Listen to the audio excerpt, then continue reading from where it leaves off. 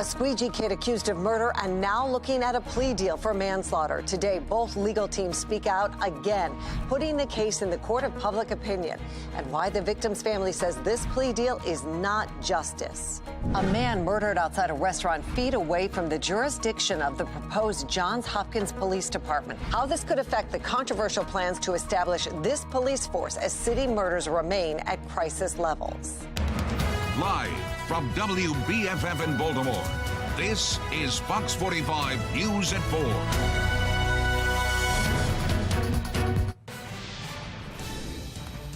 We're following some major breaking news out of Baltimore County right now. We're getting word that Police Chief Melissa Hyatt has been removed from the position.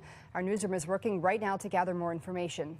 Earlier this year, the police union voted to call on the county executive to remove Chief Hyatt.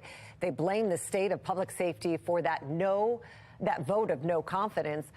The county executive, Johnny Olszewski, sent out a statement after that saying that he remains fully confident in Hyatt's ability to lead the department. Again, early word right now that the top cop in Baltimore County has been removed. We're expecting more information to be released any minute now. Ariel Creighton is also gathering more information. She'll join us at 4:30 with the very latest on this. Like I'm dry drowning, like I'm not in the water, but I can't breathe. Their final case before tomorrow's hearing. Today, the family of Timothy Reynolds is demanding justice. Attorneys for the defense, however, insist justice is being served with a plea deal for manslaughter. Representatives for the Reynolds family say that means the teen could be out in less than a year. Good afternoon. I'm Maxine Stryker. Kai Jackson has the night off. And I'm Mary Bubala. We still don't know if the judge will accept this plea deal. We have live team coverage this afternoon. We begin with Fox 45's Rebecca Pryor as the Reynolds family says justice will not be served in juvenile court. Rebecca, why do they feel that way?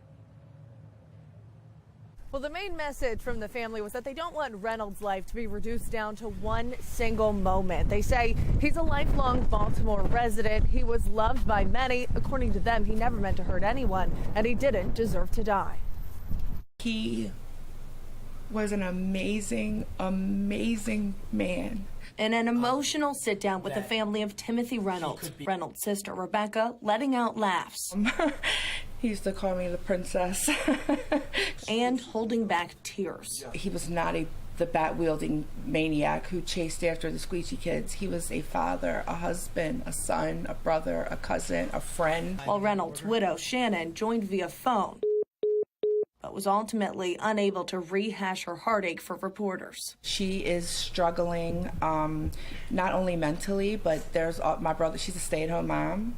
In less than 24 hours, a judge will decide the fate of Reynolds' alleged killer. On the table is a plea deal, reducing the charges from first-degree murder to manslaughter. The defense arguing at 15 years old, the teen deserves to be in a juvenile center, not behind bars with adults. But the Reynolds say that would rob both families of justice. We were advised that if he is remanded to the juvenile system, that he would likely be assigned to a program, either out of state or Cullen here in the state of Maryland, that program would last 6 to 9 months, and that is woefully inadequate. It's not justice. It's not justice for my brother. It's not justice for that child. Because wherever he goes for 9 months or however long it's 6 months, he's not going to have the time to deal with what he did. And while Rebecca shares her sympathies for a situation that's troubling and traumatizing on both sides, I feel for that mother. I do. But he has to be held accountable for what he did to my brother. And if a judge were to accept this offer, I can't even wrap my head around that. The loss of their loved one would be combined with a loss of faith in our city's criminal justice system. We'd be victimized all over again. Now, tomorrow's hearing will not be open to the public, something that the Reynolds family says as private people they respect and they appreciate. Reporting live in Baltimore, Rebecca Pryor, Fox 45 News. Rebecca, thank you. We also heard from the teenager's defense team again today. They say the Reynolds legal team is spreading misinformation. One of the points they're contesting is Timothy Reynolds' blood alcohol content. Tharuv Naraja says Reynolds' BAC was under the legal limit, but the defense team says that isn't true. Defense attorney Jay Wendell Gordon is also doubling down on his claim Timothy Reynolds hit children with a bat, something Vignarajah says didn't happen. Gordon says a new prosecutor has been assigned to the case because of information Vignarajah is giving out, including still images of video of the attack Gordon says Vignarajah got from the original prosecutor. There is a new prosecutor on this case who will handle the case in a professional, ethical manner and not turn over information that's been provided in discovery for purposes of disclosing it to the media. We'll have more from this news conference coming up at 5. Well, the defense team has maintained this is a case of a belligerent man attacking children, but video of the incident seems to tell a more complicated story. The Baltimore Banner obtained this video of the attack. It shows Reynolds walking away from the group of squeegee kids, but they follow him. They get his attention and he turns around. That's when they throw a rock at him, hitting him in the head.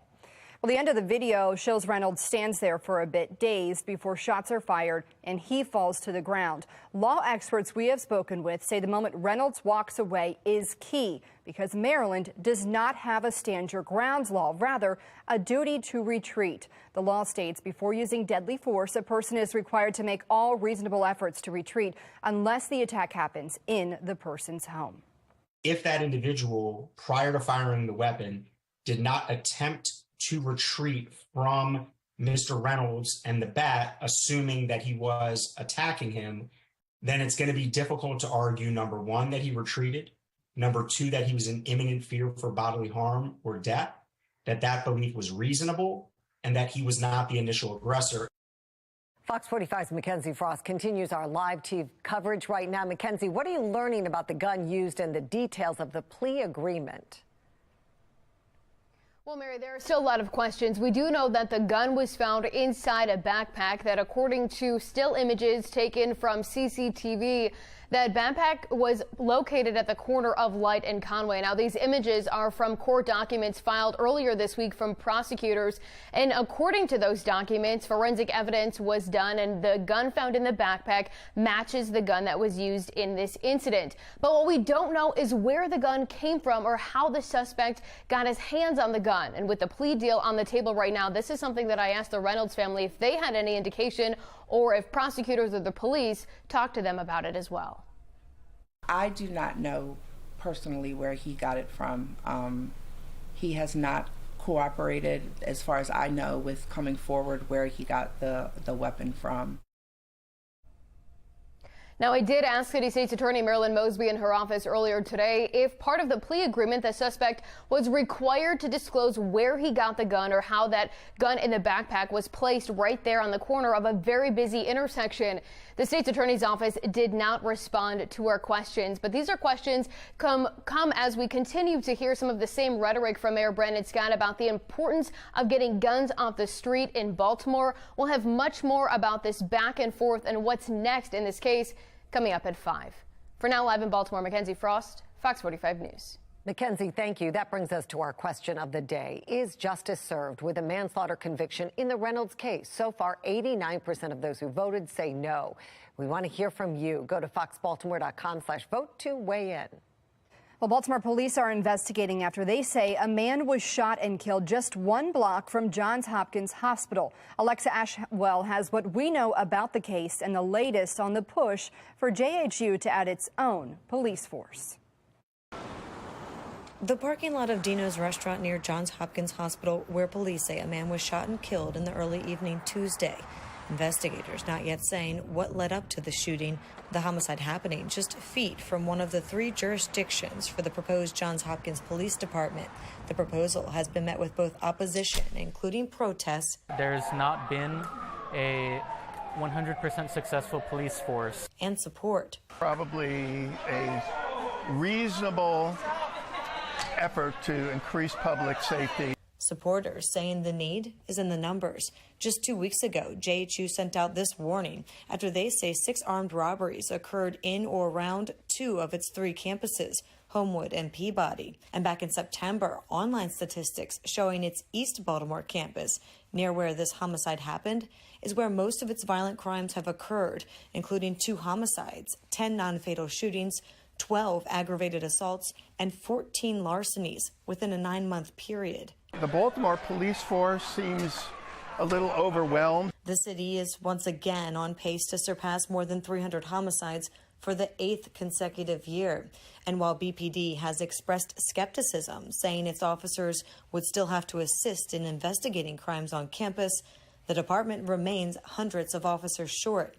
BPD speaking to this reality recently during an unrelated weekly crime stat hearing. Patrol staffing this year compared to last year is 55 less officers out on the streets in patrol. More with less, as the city continues to see violence like what unfolded here in the parking lot of Dino's restaurant. Alexa Ashwell, Fox 45 News. Well, JHU is holding a meeting this evening to discuss the memorandum of understanding that would need to be signed to allow the university to establish its own police force. The comment period ends tomorrow.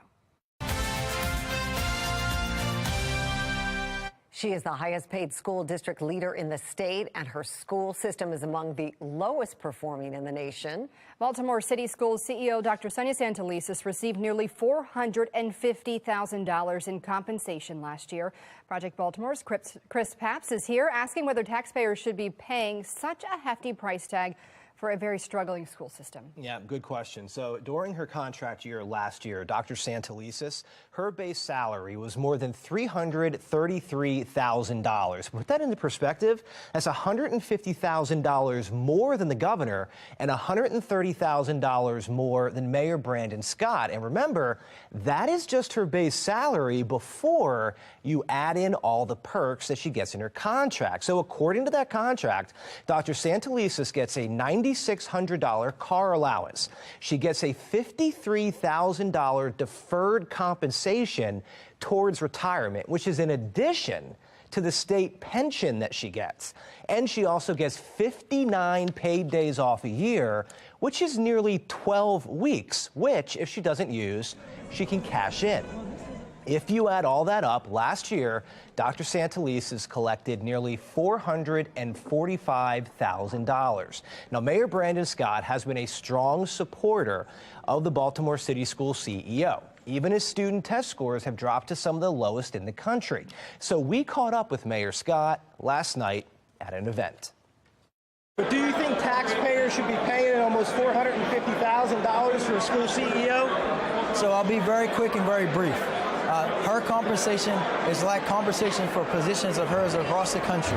What we cannot and will not do in Baltimore is allow our leaders, and particularly black women in a country where we know that black women and women are historically underpaid when compared to their male counterparts.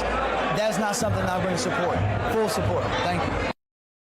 All right, so we've heard from the mayor. Who approves the CEO's contract and these perks that you're uncovering? Yeah, so the reason we spoke to the mayor is because the school board approves the contract, and the school board is appointed by the mayor. So we went to the mayor to get his opinion on that.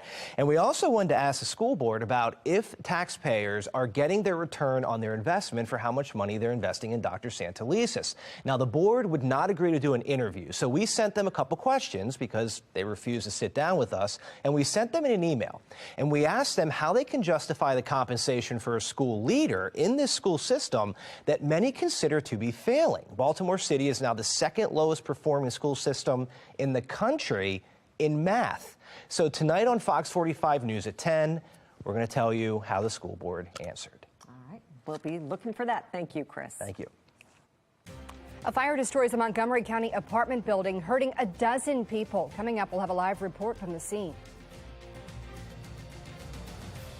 And the afternoon commute going to be kind of on the cool side, a little blustery, and temperatures falling back through the 40s into the 30s. Pretty quiet, but there could be a couple of flakes in our forecast. I'll let you know when the chances of that are going to be greatest and if it's going to impact your travel. My Weather Authority forecast.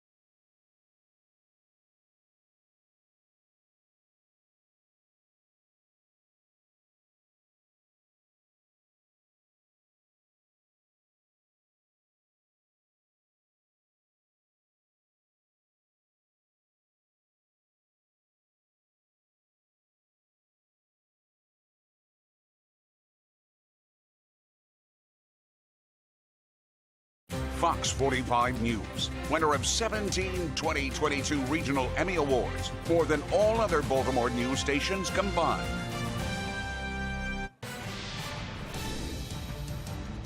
We're back now with breaking news update regarding Baltimore County Police Chief Melissa Hyatt. We have received confirmation that she is leaving the job in 3 weeks.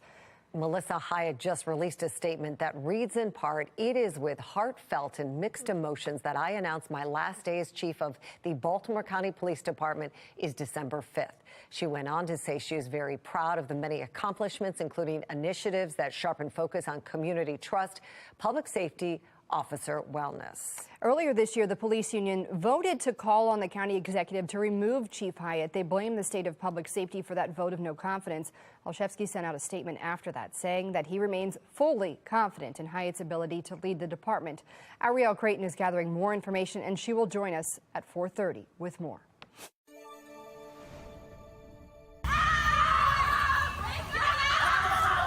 Oh no. The sky was black, just all these flames, and they were rushing everybody, telling them, get out of your cars, get inside of the building, get inside of the building. It could be another explosion.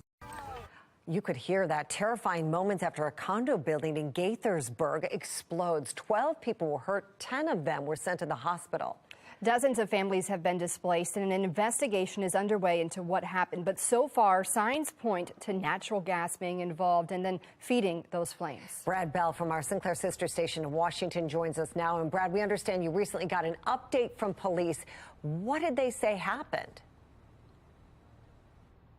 Yeah, so look, it seems very much like this is going to be a natural gas explosion. When the fire department got here, there was a natural gas fire. I mean, it was absolutely torching, but that investigation has to wait. They're still searching.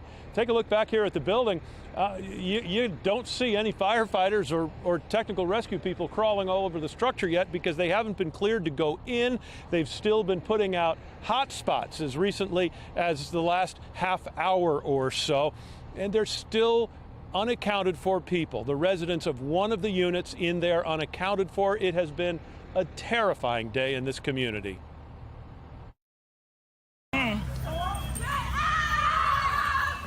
This video capturing the terrifying moments immediately after the explosion. The building already collapsed and on fire, even as people run to safety from adjoining condos.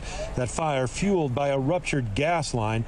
The natural gas escape, the suspected but unconfirmed cause of the explosion. Residents telling stories of rescues, parents with their children being helped from the building even before fire crews arrive. In all, medics care for 12 people. 2 are in critical condition, the rest with minor to moderate injuries. Montgomery County Fire Chief Scott Goldstein reporting that they've now accounted for everyone believed to have lived here except for the residents of one apartment in the most severely damaged part of the building. A search of that area will begin when it's deemed safe. The crews were faced with patients, residents needing to be treated, as well as an active fire, as well as an actively collapsing or further decaying building, and the need to search the remaining parts of the building. So Montgomery County Fire Department has a world-renowned technical rescue crew. These are the people that are sent all around the world when there's an earthquake. They were recently in Florida following the hurricanes. They're here, but again, they have not yet started their work. We do expect to hear more from the fire chief about a half an hour from now. They're hoping that they can account for the people from that one unit, but as of yet, still no word. In Gaithersburg, Brad Bell, Fox 45 News.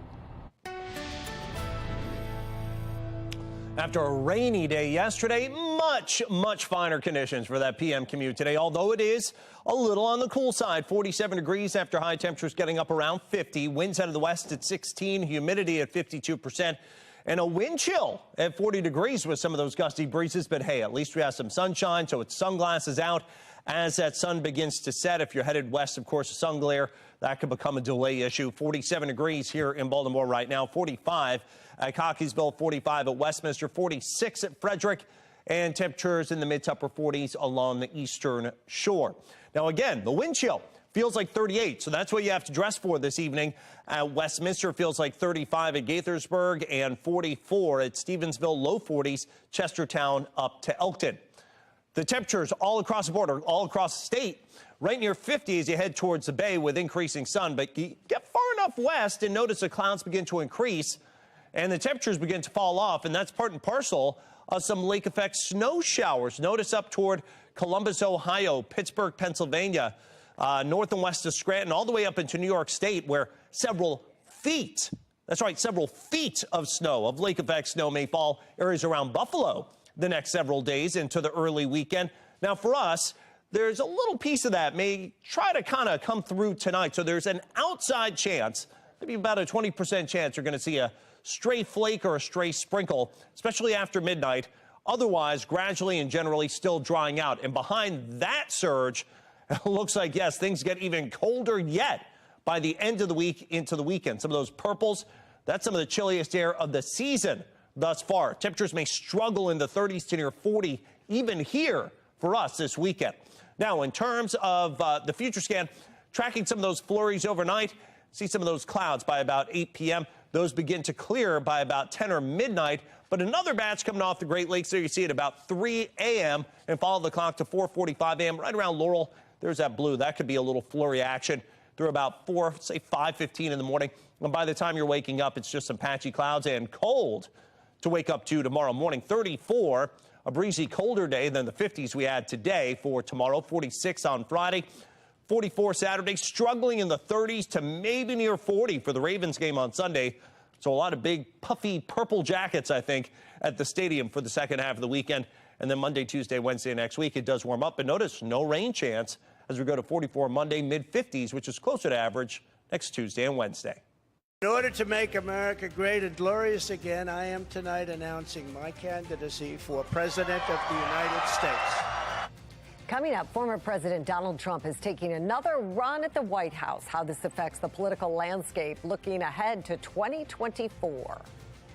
Spending time with family is priceless, but the cost to get you there is coming with a huge price tag. I'm Angela Brown in Washington, D.C. We're moving past Thanksgiving and breaking down Christmas costs.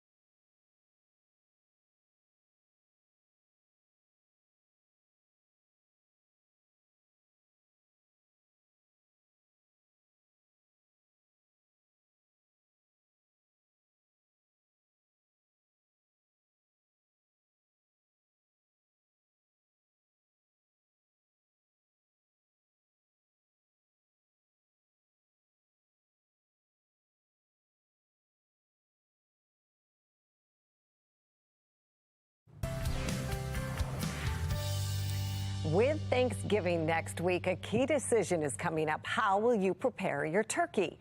Our morning team tried deep frying one today with the help of an expert. It's going in right there.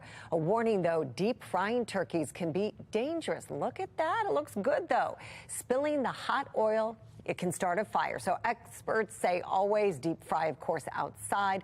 Make sure your turkey is completely thawed before putting it in the oil. And when the turkey is done, lift it out slowly so the oil doesn't spill all over the pot. It looked delicious. Good job, guys. Coming up in about 10 minutes, the American Farm Bureau says your Thanksgiving dinner is going to cost more this year. A representative joins us live to explain why. We are sort of in tough financial times right now and lets us know how to keep costs down. Another way to get ready for Thanksgiving is to take a sneak peek at some of the new Macy's parade floats. After months of work, designers are putting on their final touches before they debut. Wonder Bread has its first ever float, the Wonder Ship, a clear plastic dome filled with floating balls and confetti. Can't miss, of course, you all know what that is, Baby Shark. Toys R Us has a new Jeffrey called Jeffrey's Dazzling Dance Party. This is the 96th year the parade has been held. Well, Stuart Pittman has been reelected Anne Arundel County executive, but there are still lots of votes to count. What happens if county election leaders don't get the tally before the Friday deadline? This city's elected leaders may soon only have to spend 8 years in office to earn a pension. Why that's frustrating first responders who put their lives on the line for people of Baltimore.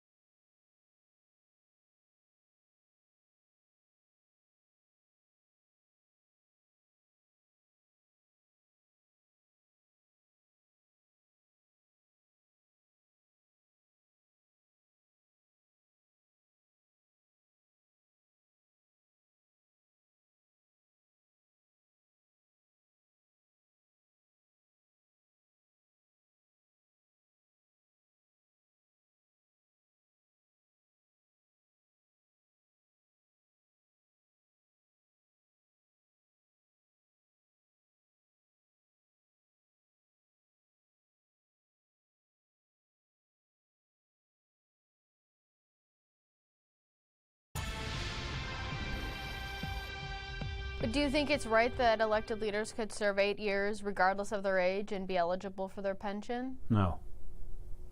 I mean, I think it's wrong. While the city waits for City Hall to finalize a plan to reduce the amount of time elected leaders need to earn a pension, retired first responders are pushing back on that idea. Fox 45's Mackenzie Frost spoke with the president of the Baltimore Retired Police Association. She joins us live now with their concerns. It's understandable in this case, Mackenzie. Yeah, Mary, Daryl Berman is very frustrated, and he says that first responders put their lives on the line every day for work and have to wait more than 2 decades to be eligible for their pension. Now he's calling this latest move by some members inside City Hall a slap in the face. Baltimore police officers on the front line of the city's crime crisis. After a decades-long battle, Baltimore City requires 25 years of service for police officers before qualifying for a pension. When you look at public safety people, I mean, they got to do 25. They're putting their life on the line every day when they go to work. You know, they kiss their wife and their kids goodbye. They don't know if they'll ever see them again. Daryl Berman, president of the Baltimore Retired Police Benevolent Association, says the plan backed by City Council President Nick Mosby, potentially allowing city leaders to earn a pension after serving 8 years instead of the current 12, is simply not fair. To me, that's butting in line. It's sad. I mean, you know, for a part-time job, then they get that, and I believe, I'm not quite sure, but I think they could get that pension as soon as they do their 8 years. Especially when city leaders change the rules for officers. That's the part that really, you know, it's a tough pill to swallow. It's got a lot of us upset. The bill fast-tracked to get through a second reading the day before voters went to the polls on November 8th and approved Question K. That's the ballot proposal implementing term limits for city council, mayor, and comptroller. Council President Mosby not shying away from his motives from the bill. It's about Question K. Right? So I want to be very clear about that. It went from the first committee teed up to nearly passing in about 2 weeks. It was tied on the bumper of a speeding car. I mean, as fast as it went through. And now with another council meeting scheduled next week. So it'll be up on Monday? Yeah, it always occurs the meeting after second. When Mosby first put up the plan, it faced questions from inside City Hall. The city's own retirement savings plan writing in this memo, quote, while it may not be unconstitutional, it is highly unusual for elected officials to enhance their benefits while in term. The council president ignoring those concerns, pushing forward anyway. And now the leader of the retired police has a clear message for Mosby. You're wrong. You're wrong. It's not fair to the taxpayers and the people in the city. While Mosby says the plan has nothing to do with the contracts first responders negotiate with the city. No, I'm not trying to make it anything easier. I think the city, because of your station, that's why we're here. Your station pushed for this referendum. The voters approved it. No, I'm not. Can I answer the question? Thank you. Your station pushed, FOX45 pushed for this referendum to happen and go in front of the voters. The voters ultimately decided that that's what they want, that they want their elected leaders to work only 8 years, 2 terms. So the pension is consistent with that regulation. Despite the council president saying his plan has nothing to do with the other retirees, their view is not the same. That's their attitude. Their attitude is me, I, and Phil, you and you. And it's a shame. A lot of retirees live paycheck to paycheck, or pension check to pension check. So when this plan was first through and got through City Council on that second reader, Councilman Ryan Dorsey tweeted out a statement saying that he thought some members inside City Hall were baited into having this conversation and dealing with this because of Question K. I asked Council President Nick Mosby if he thought that he was baited into putting this through. He said no, but again doubled down on how this was tied directly to Question K. But in the meantime, we're still waiting to see if or how Mayor Brandon Scott will handle this. Nick Mosby says he has not had any conversations with the mayor or his administration about it, and we'll have to see what happens come Monday. Live in Baltimore, Mackenzie Frost, Fox 45 News. Well, that brings us now to our other question of the day. Is it fair for first responders to wait 25 years for city pension while council waits 8? So far, 98% of those who voted say no. We want to hear from you. Just go to foxbaltimore.com/vote to weigh in. To me means it's time to get to work. And we have a lot of promises to keep, just like we did 4 years ago. In your Vote 2022 coverage, Jessica Hare officially concedes to incumbent Anne Arundel County Executive Stuart Pittman. Pittman pulled ahead in the vote count late last night, even as mail-in and provisional ballots continued to be counted. Fox 45's Amy Simpson's been following this race very closely. She joins us live with the latest on this. Amy? Yeah, Mary, so this race took over a week to be called in Anne Arundel County, all coming down to those thousands of mail-in ballots. And even as those both mail-in and provisional ballots continue to be counted, County Executive Pittman says he's confident in his margin because of the number of mail-in ballots that were returned by Democratic voters. As of earlier this morning, I spoke to the Director of Elections in Anne Arundel County. He said that nearly 40,000 ballots still need to be canvassed there. I'm told an unprecedented 60,000 mail-in ballots were returned by voters for this election. But it was the Anne Arundel County Board of Elections that actually they voted to wait until after Election Day to count these ballots. And chatter online shows that some people are patiently waiting for every vote to be counted, while others question why this process is taking so long. Anne Arundel County is the only central Maryland county that did not start counting as they came in. So that's why there's this massive group of votes still left to count. And I hope they can get them done by Friday on the deadline. But I think it was a bad decision by the Board of Elections. I don't think anybody benefited from waiting. We're going to get every ballot counted, and every eligible voter is going to, every eligible vote is going to count. And it's just going to take the time that it takes to do it. Amy, election results across Maryland need to be certified by Friday. Will Anne Arundel County meet that deadline? So, as I said, about 40,000 ballots as of this morning still needed to be canvassed. That means several days are still needed to count those votes to be counted by the voters, which means that they likely will miss that Friday deadline and be forced to certify late. Reporting live tonight, Amy Simpson, Fox 45 News. We are following the breaking news out of Baltimore County. The police chief, Melissa Hyatt, will be removed from her position. Baltimore County Executive Johnny Olszewski made that announcement in a news release today. Chief Hyatt says her last day will be in December. Fox 45's Riel Creighton joins us live with what we know about this situation. Riel? Yeah, Police Chief Melissa Hyatt County Police Chief Melissa Hyatt officially confirming her departure, as you said, that her last day would be December 5th. This comes after what has been a tumultuous time in her leadership role. She had faced a no confidence vote earlier this year where the police union had said that she failed to adequately address rising crime in the county. The county did record its highest murder rate last year, some 55 homicides. The police chief, for her part, also putting out a statement today, again confirming that she will be leaving. It said, "It is with heartfelt and mixed emotions that I announce my last day as chief of Baltimore County Police Department is December 5th. She went on to say, "During my tenure as chief, we worked through challenging times. I am so very proud of our many accomplishments, including initiatives that sharpened our focus on community, public safety, and officer wellness." Now, before the election, we did also sit down with County Executive Johnny Olszewski. We asked him about his confidence in the police chief. This is what he had to say.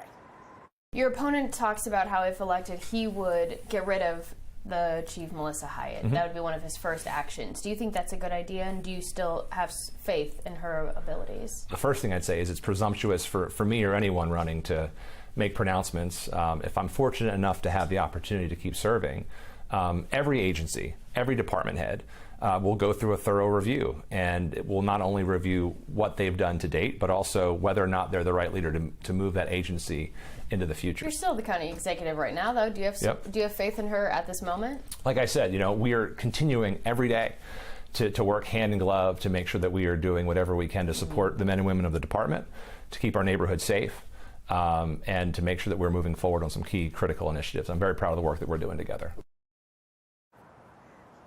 So now we know where the county executive stands on that issue. Police Chief Melissa Hyatt had been the first female police chief in the county's history. She had served some 20 years with the department. Reporting tonight, Riel Creighton, Fox 45 News.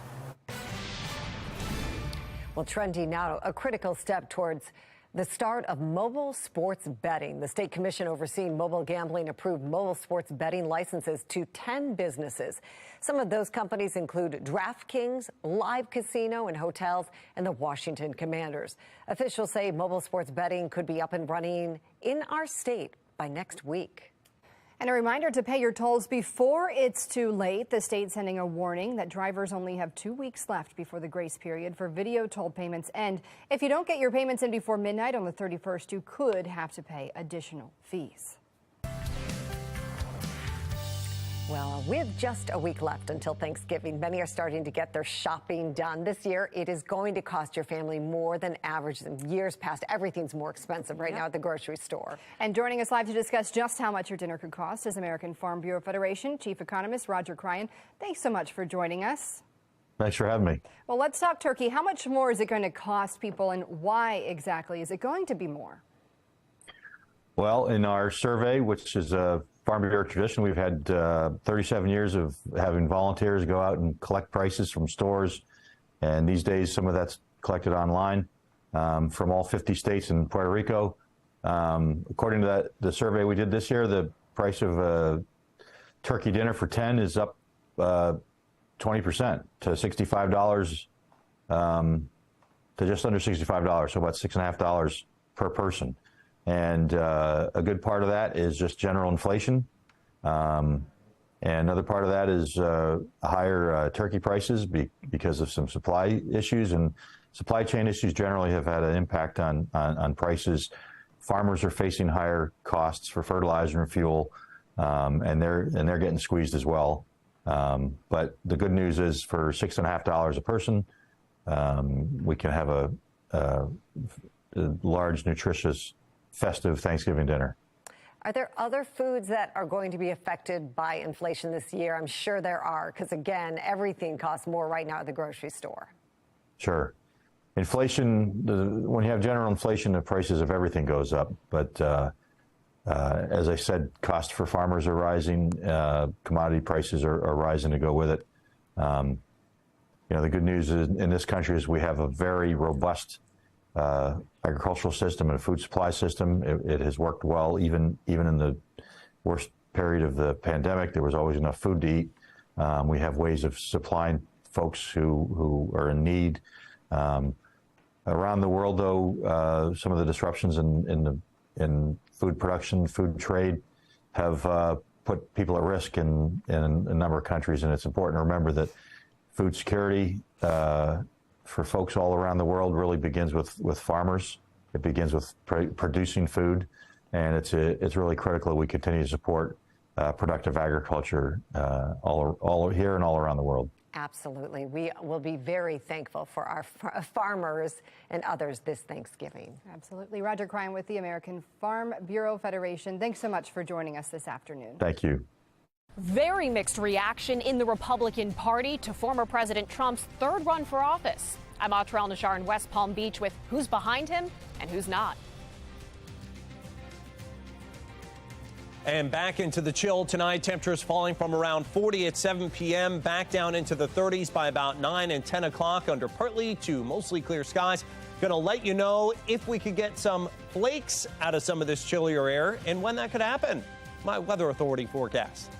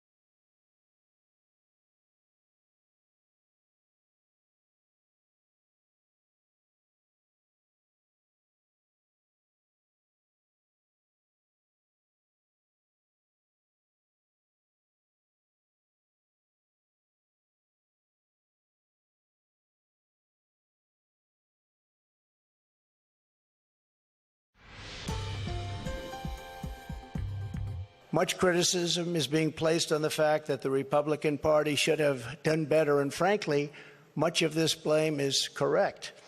But the citizens of our country have not yet realized the full extent and gravity of the pain our nation is going through, and the total effect of the suffering is just starting to take hold. Former President Donald Trump kicks off the 2024 presidential race early from his Mar-a-Lago estate. Not everyone in the Republican Party is ready to endorse him, especially after the party's disappointment in the midterm results. As national correspondent Atra El-Nashar explained, that's something the former president is well aware of. Former President Trump looking to take charge of the GOP. We always have known that this was not the end. It was only the beginning of our fight to rescue the American dream. As he looks to hang on to his role as party leader, explaining why he thinks Republicans fell short of a red wave in the midterms. But the citizens of our country have not yet realized the full extent and gravity of the pain our nation is going through, and the total effect of the suffering is just starting to take hold. They don't quite feel it yet, but they will very soon. Those quick to endorse Trump before others join the race include Representatives Marjorie Taylor Greene, Andy Biggs, Troy Nehls. Other Republicans more hesitant, like Florida Congressman Byron Donalds, who's also considering support for the governor of his state, Ron DeSantis, also expected to run. Oh, look, I'm going to make that decision when the time comes, but that time is not now. South Carolina Senator Lindsey Graham says if Trump continues his more restrained tone of Tuesday night, quote, he will be hard to beat. Outright rejections of Trump continue to surface. Former staffers, a handful of GOP governors, and several Republican senators who say the party needs a new leader. Also sounding that call, at least two conservative mega donors, Stephen Schwarzman and Kenneth Griffin. Griffin says he's throwing his support behind DeSantis. Democrats also reacting to Trump's announcement. Rhode Island Congressman David Cicilline circulating a letter to his colleagues explaining that he's drafting legislation to try to prevent Trump from holding office again, citing his role in the January 6th attack on the Capitol. In West Palm Beach, I'm Atra El-Nashar. Well, briefly made it up to 52 earlier this afternoon. We're back now down to 47 as chillier air is beginning to settle in. Maya 1 Taos Cam still showing those kind of slate gray fall skies in the background under mostly cloudy skies. From time to time we broke into sun, then we had those gray clouds come back in. Either way, kind of a cool feel to things. Winds out of the west at 16 and our humidity 52%. Wind chills down to 40 right now. Temperatures all across the board are in the 40s with a 47 in Baltimore, 45 at Columbia, and 44 at Laurel, as well as at Gaithersburg. Add in the wind, it feels like 37. That's what you have to dress for this afternoon's commute. At Westminster, 39 at Frederick, feels like 35 at Gaithersburg, feels like low and mid 40s elsewhere. Sunshine, the farther east you get, the farther west you get. We're back down into the clouds with some mostly cloudy skies here in Baltimore, and then some 20s and 30s where it was snowing yesterday. We had an inch or two of snow, in fact, right around Oakland, Maryland, up to Cumberland, where we have the clouds. That's actually part and parcel of some lake effect snow activity that's just now getting going. Up around Buffalo, New York, where we have this strong band of lake effect snow that's beginning to set up. There could be maybe 2 to 4 feet. That's right, 2 to 4 feet of snow. So one of the first big lake effect activity types of events going on here through the weekend, and we'll get probably the southern end of some of this. So from time to time, we'll have some clouds. We are going to stay in the cold air, and some of these snow showers and flurries, they may try to skirt by, and whatever's left of them, which won't be much, could produce a flake or a sprinkle tonight. So don't be surprised if you're up late tonight after midnight to see one of those coming through. Otherwise, the latest weather maker is moving away. Cold front trailing off of that, and that's bringing in the drier and now chillier air. We are going to stay below average for much of the next 7 days. A little disturbance helping out and kind of firing off some of those lake effect snow showers and flurries as that colder air continues to build in from the north. Notice into Thursday and Friday, that purple still kind of dumbbelling around, and eventually it has eyes on us into the weekend. Saturday, Sunday, highs only in the low and mid 40s, potentially only near 40 by Sunday for the Ravens game. Future scan overnight tonight into early tomorrow morning. Notice some of the extra clouds. We'll be dealing with those, but should clear out after about 10 to midnight. We'll call it partly cloudy overall. There are some of those snow showers and flurries trying to waft in from the west. A couple of the heavier ones as they're diminishing, moving east across the Capital District and the Capital Beltway. There could be, again, perhaps a stray flurry that lasts a trip all the way into Anne Arundel County or Baltimore County, Baltimore City. Wouldn't be a total surprise. Nonetheless, by the time you're waking up tomorrow, I think we're back to partial sunshine. It's breezy and colder with a high 47. Stays chilly for Friday. Look at those highs, low to mid 40s. That's it for the Ravens game and also Saturday. Finally, a little bit of warm up to nearer to average by the middle of next week.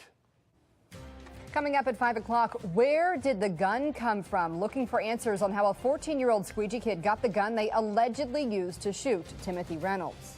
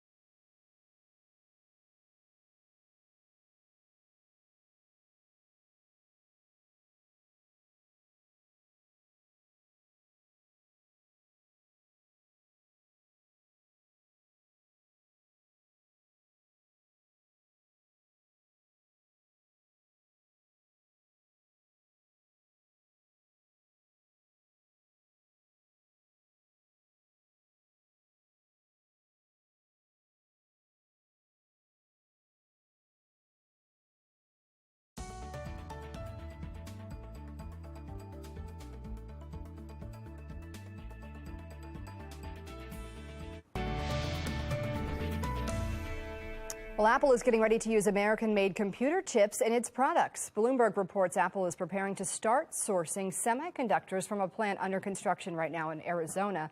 That report also says that Apple may expand its chip supply to plants in Europe. Apple currently gets most of its computer chips for its products from factories in Taiwan. And take a look at this. NASA already sharing the first images of the Artemis 1 spacecraft as it starts its journey to the moon. NASA released these images from the Orion spacecraft just hours after its launch. The administration says the spacecraft has successfully completed a rocket burn to put it on the path towards the moon. NASA Administrator Bill Nelson says he got emotional watching the rocket launch with a group of astronauts. I think back to the real sacrifices, the astronauts that we've lost. All of those emotions welled up in me today. Well, this Orion rocket is uncrewed. It is set to return to Earth on December 11th. Coming up on Fox 45 News at 5, Baltimore County's top cop is out following breaking news on Police Chief Melissa Hyatt leaving her position. And representatives for the Reynolds family and the squeegee kid accused of shooting him now accusing each other of misrepresenting the case, what they're saying ahead of a key hearing tomorrow.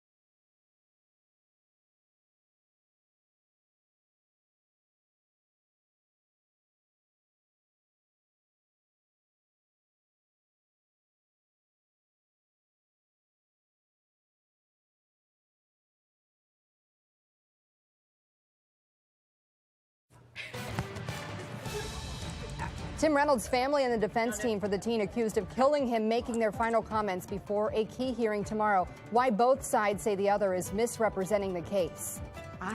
Plus, a closer look at the plea deal for the accused shooter, why we still don't know where the gun came from in the first place.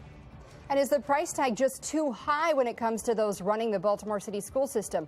Project Baltimore investigates. Live from WBFF in Baltimore, this is Fox 45 News at 5.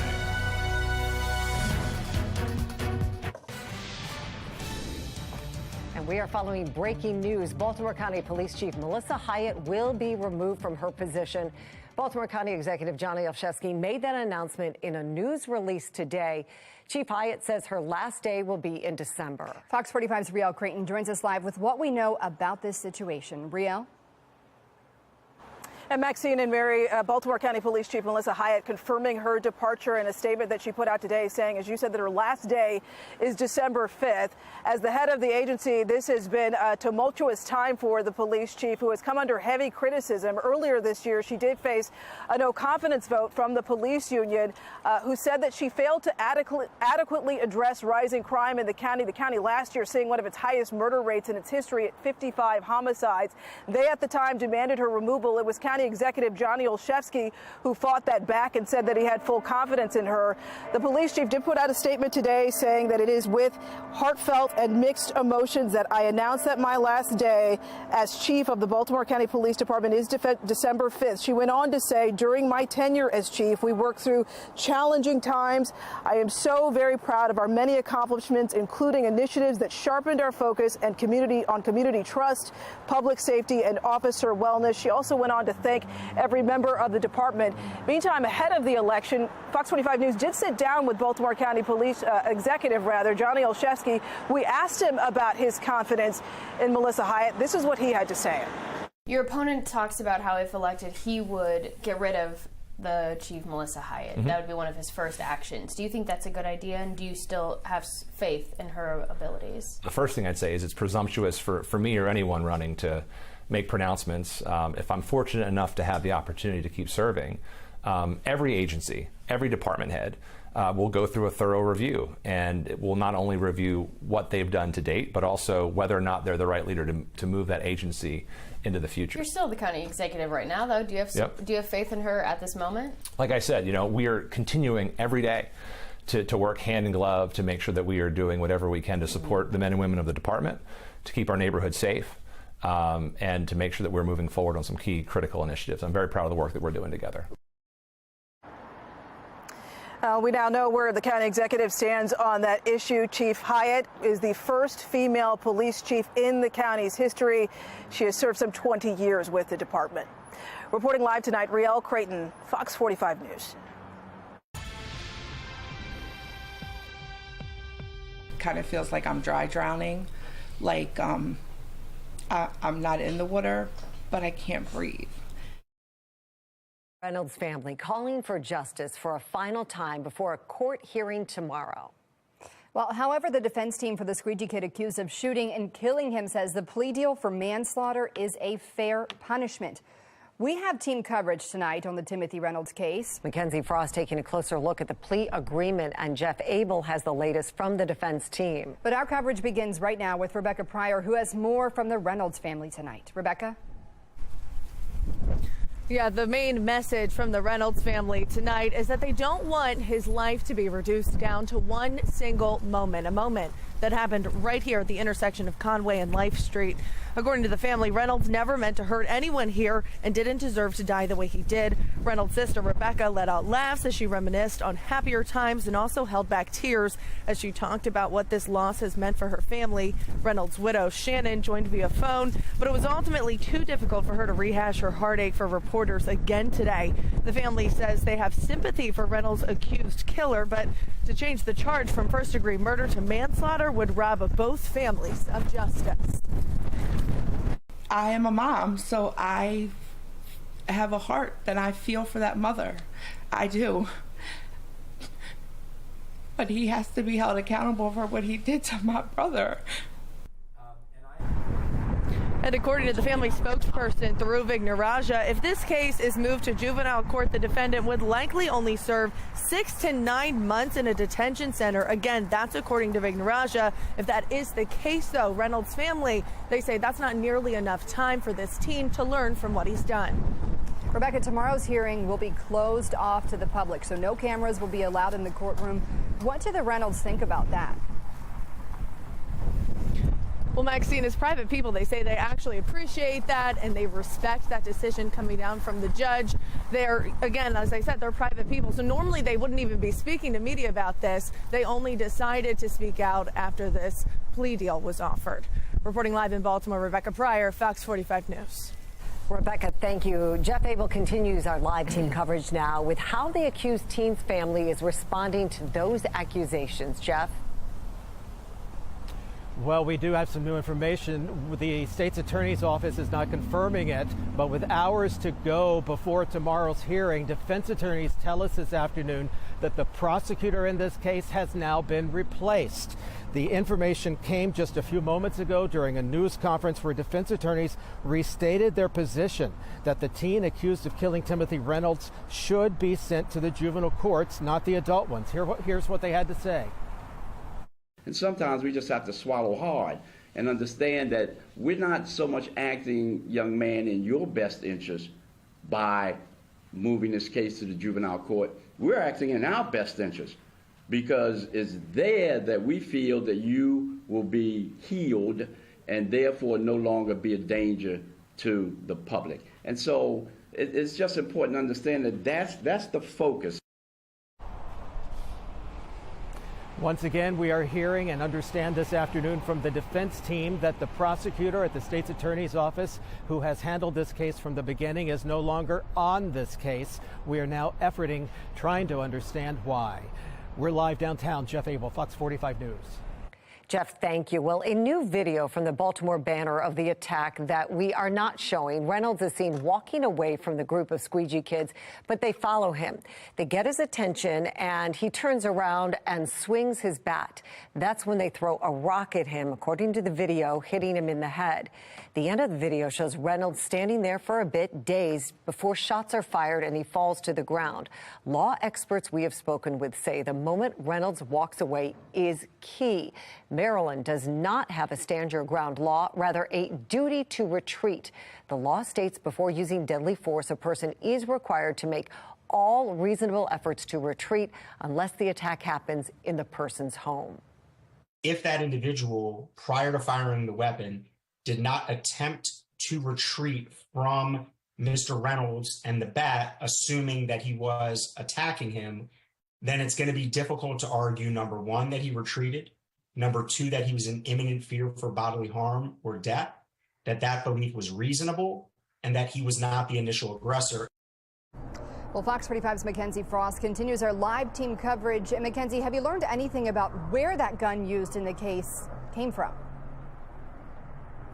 Well, Maxine, that is one of the biggest questions right now, right? We do know that there was a backpack that can be seen in the images taken from CCTV included in court filings. In the backpack, that's where the loaded handgun was found, but it's unclear where the suspect got the gun, and that's a question we have asked city leaders, and it comes as we continue to hear Mayor Brandon Scott and his administration tout the city's work to get handguns off the streets in Baltimore City.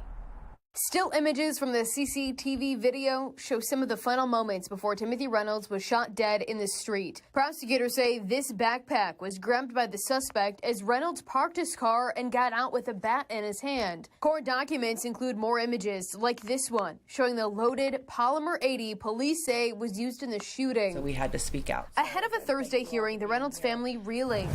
With a plea agreement on the table, allowing the suspect to plead guilty to manslaughter down from the current first-degree murder charge, Timothy Reynolds' sister, Becky, says the suspect has not given up any information about where the gun came from. He has not cooperated, as far as I know, with coming forward where he got the weapon from. If you're taking a plea to a lesser charge, should the suspect be required to disclose where this weapon came from, especially in a city struggling with gun violence? The proposed plea is outrageous.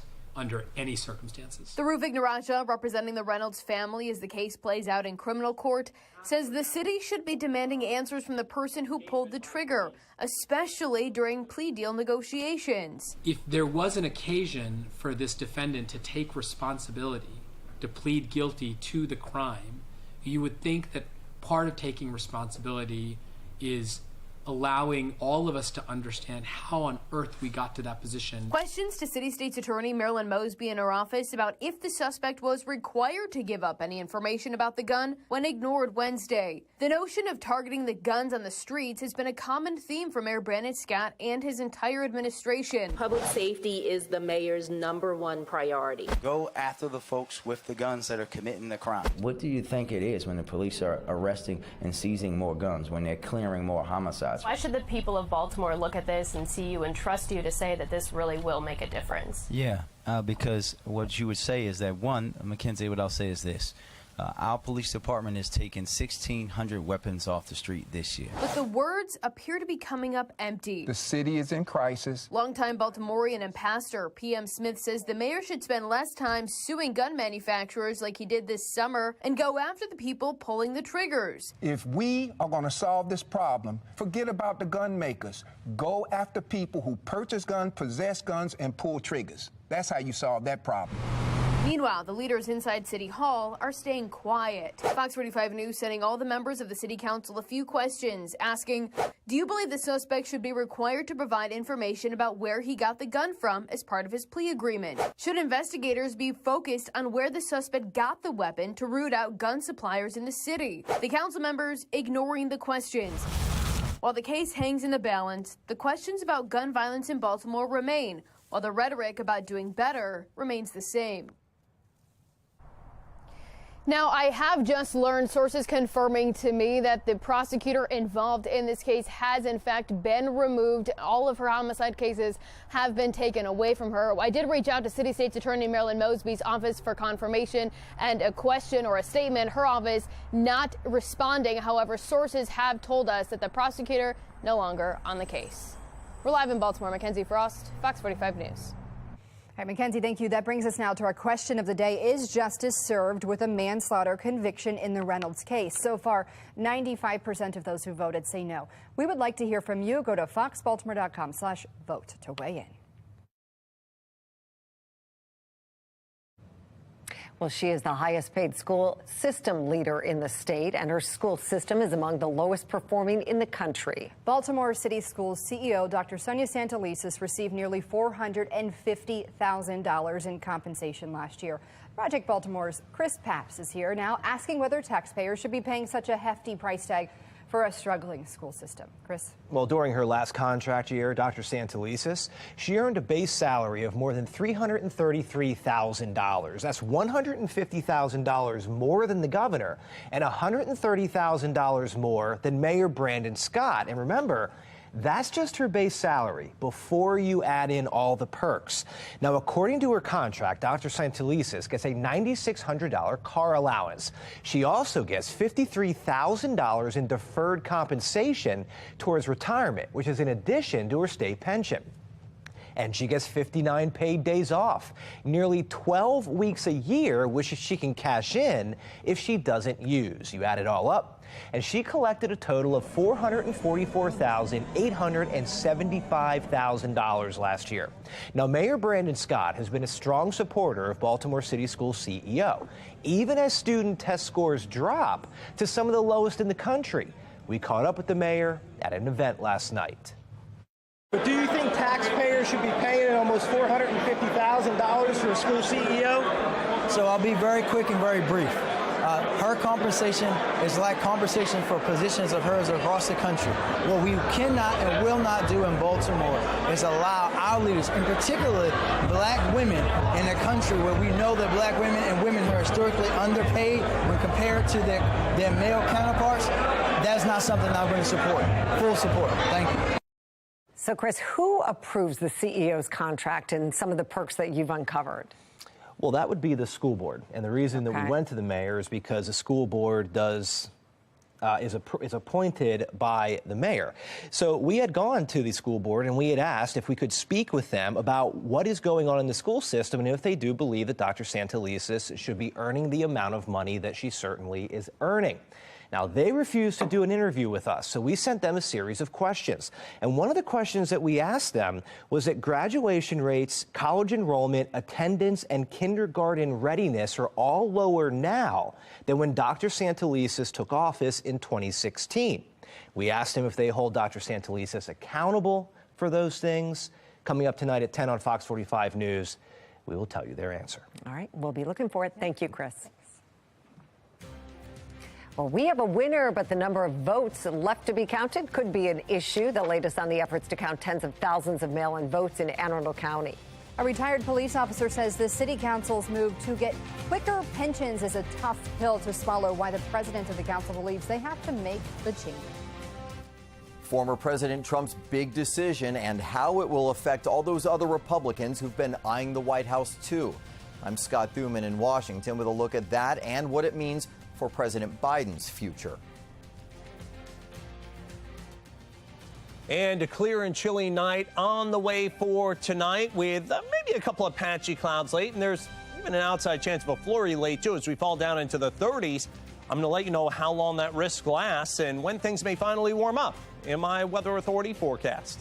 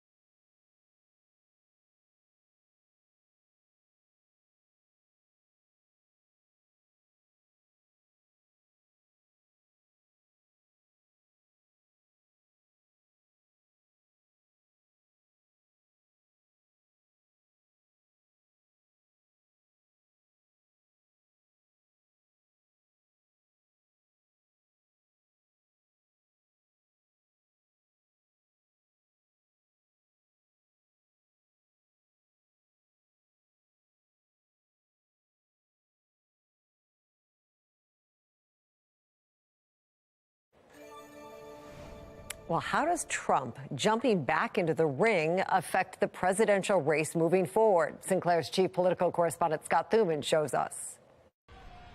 For the past 2 years,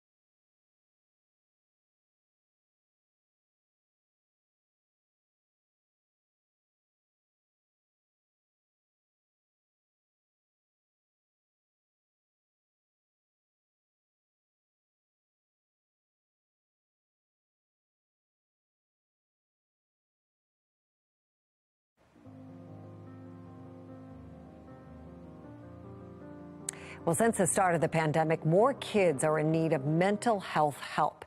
National correspondent Liz Bonus explains how medical professionals are responding to that need for care. A medical crisis. That's how the American Psychological Association now classifies children's mental health. It wasn't like an active thought where I'm like, okay, well, I'm going to take my own life. But it always felt like if I wasn't here, maybe things would be better. Marcia Gauze said she felt that crisis and sought counseling after too much isolation in these past pandemic years. Even before the pandemic began, the CDC found 1 in 5 children had a mental health disorder, but only 1 in 5 of those children ever received care from a mental health provider. Treating these concerns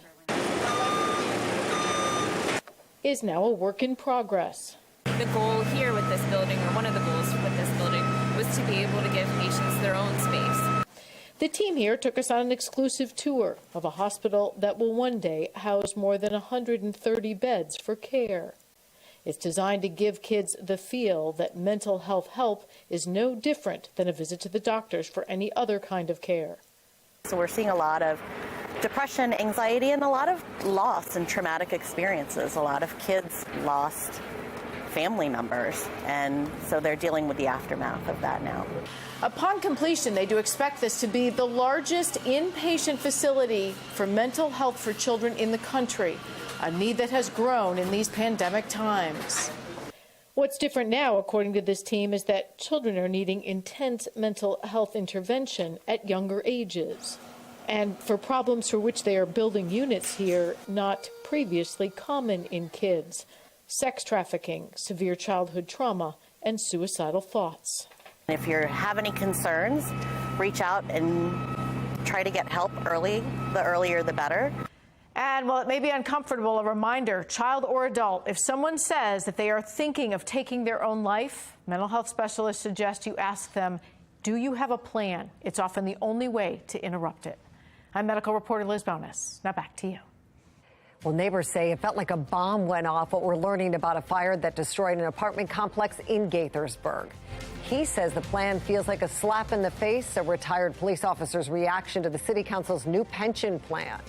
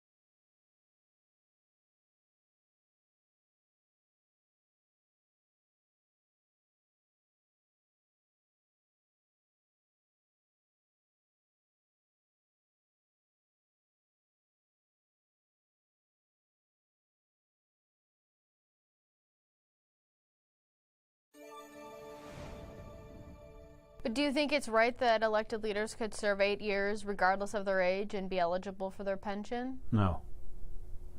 I mean, I think it's wrong.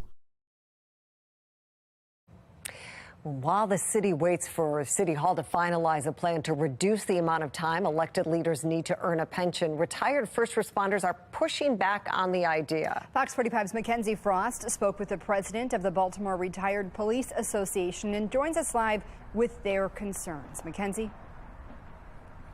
Maxine and Mary, Daryl Berman says that first responders put their lives on the line every single time they go out on the job, and they have to wait more than 20 years to be eligible to qualify for the pension.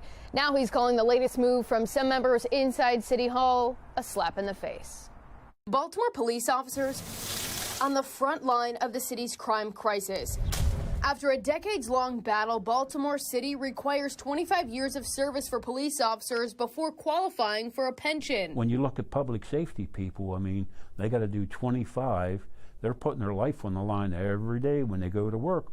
You know, they kiss their wife and their kids goodbye. They don't know if they'll ever see them again. Daryl Berman, president of the Baltimore Retired Police Benevolent Association, says the plan backed by City Council President Nick Mosby, potentially allowing city leaders to earn a pension after serving 8 years instead of the current 12, is simply not fair. To me, that's butting in line. It's sad. I mean, you know, for a part-time job, them to get that, and I believe, I'm not quite sure, but I think they could get that pension as soon as they do their 8 years. Especially when city leaders change the rules for officers. That's the part that really, you know, it's a tough pill to swallow. It's got a lot of us upset. The bill fast-tracked to get through a second reading the day before voters went to the polls on November 8th and approved Question K. That's the ballot proposal implementing term limits for city council, mayor, and comptroller. Council President Mosby not shying away from his motives from the bill. It's about Question K. Right? So I want to be very clear about that. It went from the first committee teed up to nearly passing in about 2 weeks. It was tied on the bumper of a speeding car. I mean, as fast as it went through. And now with another council meeting scheduled next week. So it'll be up on Monday? Yeah, it always occurs the meeting after second. When Mosby first put up the plan, it faced questions from inside City Hall. The city's own retirement savings plan writing in this memo, quote, while it may not be unconstitutional, it is highly unusual for elected officials to enhance their benefits while in term. The council president ignoring those concerns, pushing forward anyway. And now the leader of the retired police has a clear message for Mosby. You're wrong. You're wrong. It's not fair to the taxpayers and the people in the city. While Mosby says the plan has nothing to do with the contracts first responders negotiate with the city. No, I'm not trying to make it anything easier. I think the city, because of your station, that's why we're here. Your station pushed for this referendum. The voters approved it. No, I'm not. Can I answer the question? Thank you. Your station pushed, FOX45 pushed for this referendum to happen and go in front of the voters. The voters ultimately decided that that's what they want, that they want their elected leaders to work only 8 years, 2 terms. So the pension is consistent with that regulation. Despite the council president saying his plan has nothing to do with the other retirees, their view is not the same. That's their attitude. Their attitude is me, I, and Phil, you on you. And it's a shame. A lot of retirees live paycheck to paycheck or pension check to pension check. Council President Nick Mosby tells me he has not yet talked to Mayor Brandon Scott to see if he would support this plan or not. We'll have to wait and see what happens come the vote on Monday. Live in Baltimore, Mackenzie Frost, Fox 45 News. Well, that brings us to our other question of the day. Is it fair for first responders to wait 25 years for a city pension while council members wait 8? So far, 98% of the people who voted say no. We would like to hear from you. Just go to foxbaltimore.com/vote to weigh in. A suspect is now in custody for the death of a 13-year-old girl. Police arresting 35-year-old Tavon Battle. He's accused of shooting and killing 13-year-old Kelsey Washington last week. Last Monday, Washington was shot in the head on East Fayette Street near North Central Ave. She was taken to the hospital in critical condition. She died from her injuries on the 14th. Police say Battle was firing at somebody in a vehicle, but hit Washington, who was standing nearby. He's now facing murder charges. And Baltimore police are investigating after they say a man was shot and killed just 1 block from Johns Hopkins Hospital. Alexa Ashwell has what we know about the case and the latest on the push for JHU to add its own police force. The parking lot of Dino's restaurant near Johns Hopkins Hospital, where police say a man was shot and killed in the early evening Tuesday. Investigators not yet saying what led up to the shooting, the homicide happening just feet from one of the 3 jurisdictions for the proposed Johns Hopkins Police Department.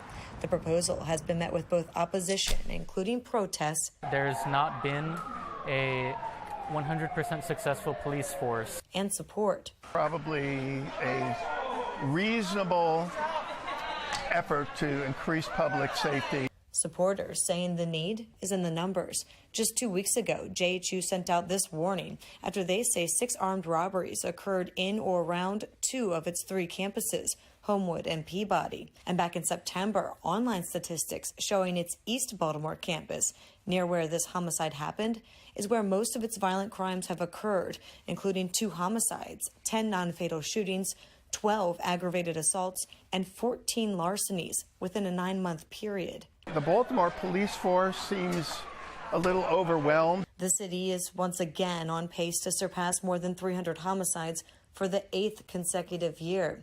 And while BPD has expressed skepticism, saying its officers would still have to assist in investigating crimes on campus, the department remains hundreds of officers short.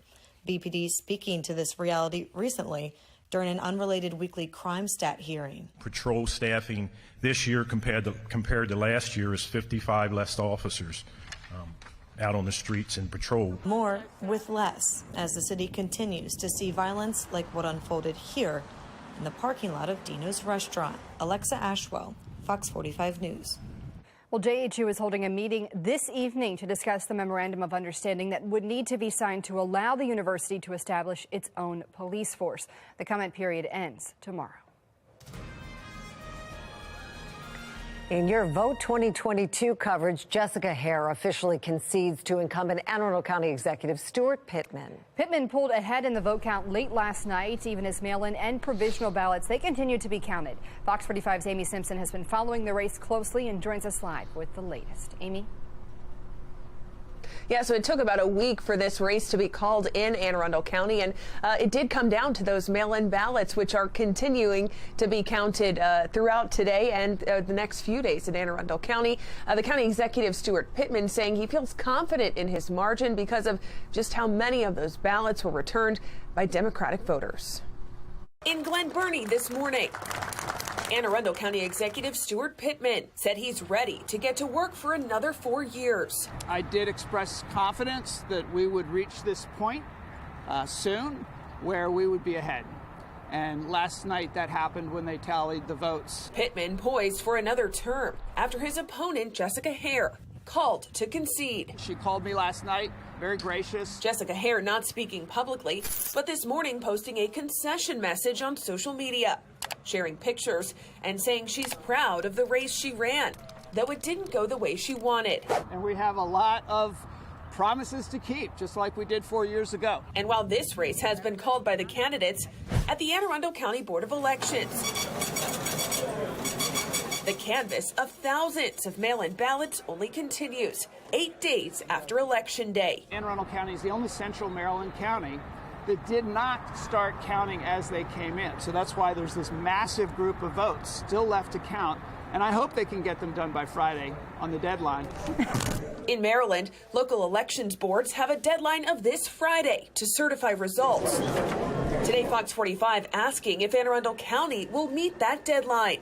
Unfortunately, it looks like it's becoming less and less of a reality. As of this morning, Anne Arundel County's elections director said nearly 40,000 ballots remain to be canvassed, still likely days away from the finish line.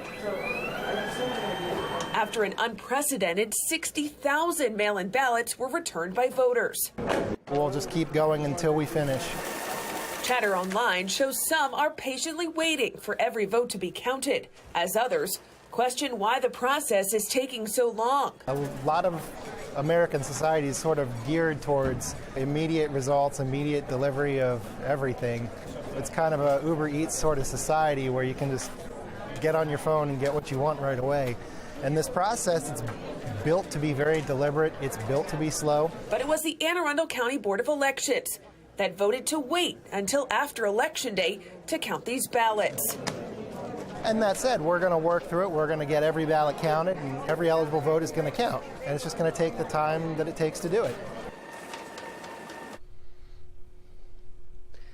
So at this rate, in Anne Arundel County, elections officials still need several days to continue canvassing and scanning those eligible ballots, which means they likely will miss that Friday deadline, forcing them to certify late. Reporting live tonight, Amy Simpson, Fox 45 News. Amy, thank you. Well, the University of Virginia cancels its final home football game of the season this weekend as the community mourns the Sunday night shooting that killed 3 players. The suspected shooter, Christopher Darnell Jones Jr., was arraigned this morning. Jones entered no plea. He faces 3 counts of second-degree murder. He is accused of killing Lavelle Davis, Devin Chandler, and Deshaun Perry, all 3 players on the football team and beloved. Today, Perry's former high school football coach spoke about the kind of person he was. That Deshaun was a delightful, respectful, hardworking person who was one of the best overall young men our communities had to offer. Another Virginia running back, Mike Hollins, is the 4th known victim and underwent surgery on Tuesday. The 5th victim has yet to be identified, but is said to be in serious condition. And an explosion and fire destroys an apartment building in Gaithersburg. 10 people were taken to area hospitals with 2 adults in critical condition. Crews are searching the rubble to make sure everyone got out. Residents of the units reported feeling a rumble before a sudden burst of heavy smoke and flames.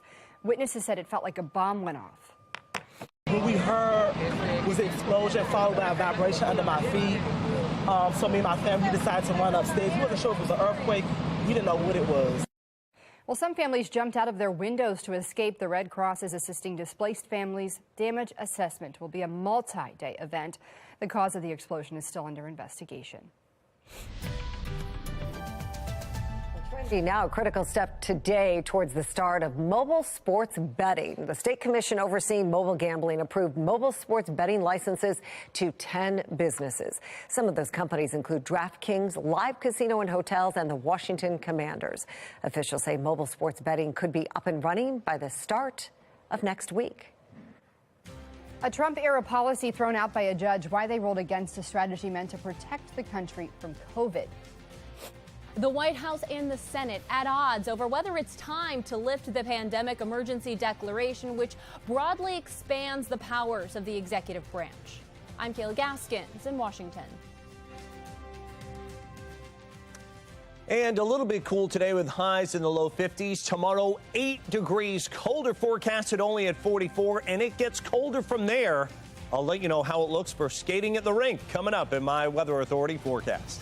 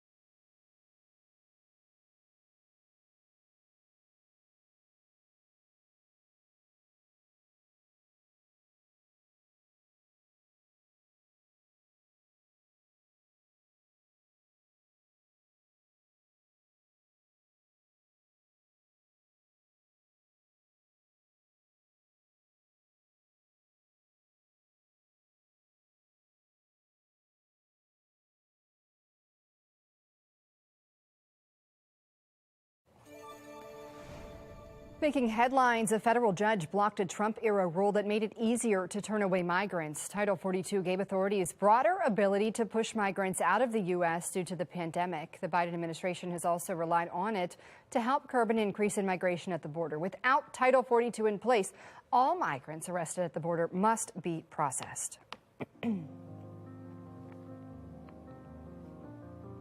A bipartisan group of senators voted in favor of lifting the pandemic emergency declaration. The White House says it's too soon.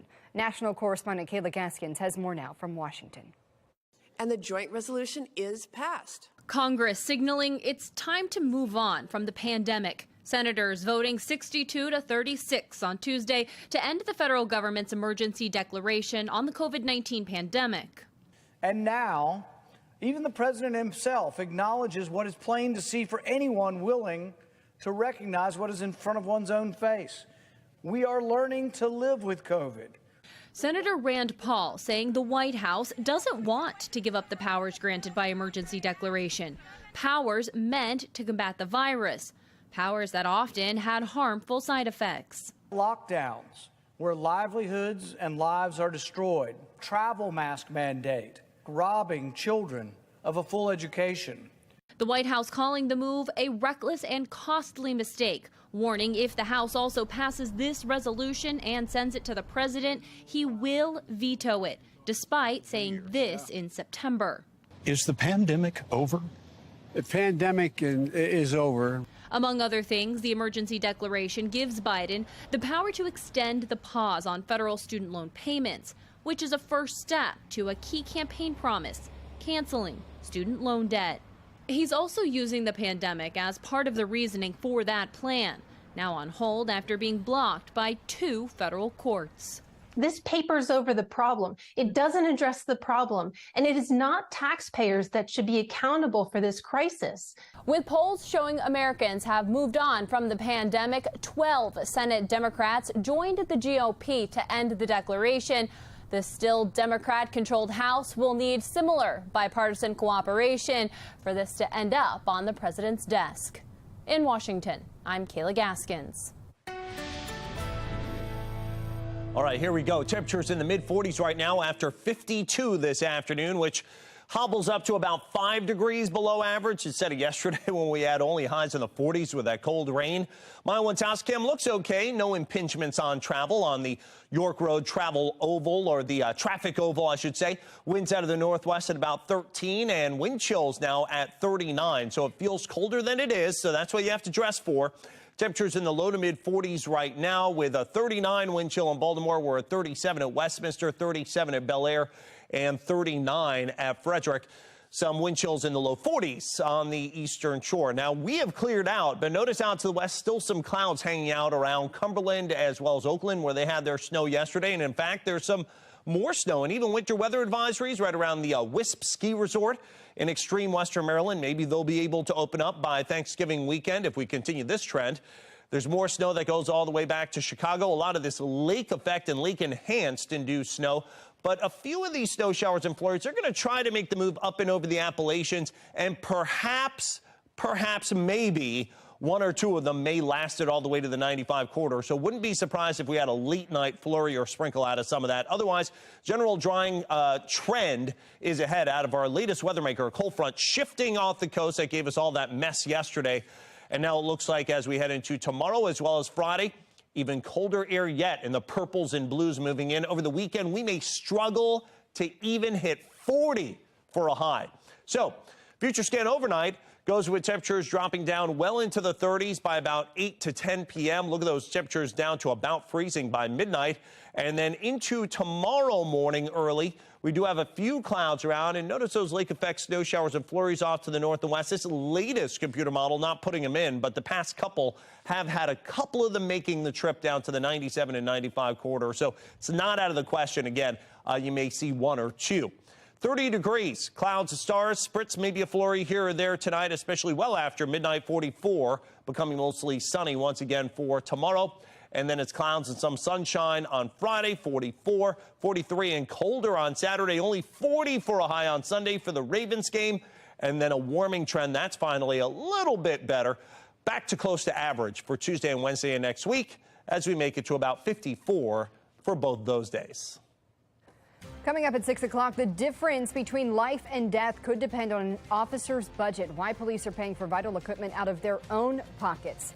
And the Ravens were a bit banged up heading into the bye week, but the break gave some of those injured players a nice chance to heal. An update on their status coming up next.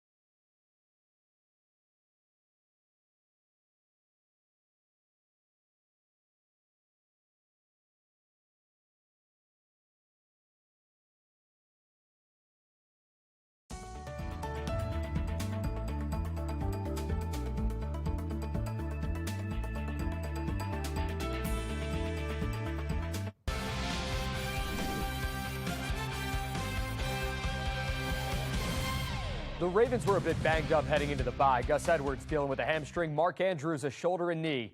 But the hope is that both of those guys are healthy enough to play this Sunday. John Harbaugh had an update following Wednesday's practice.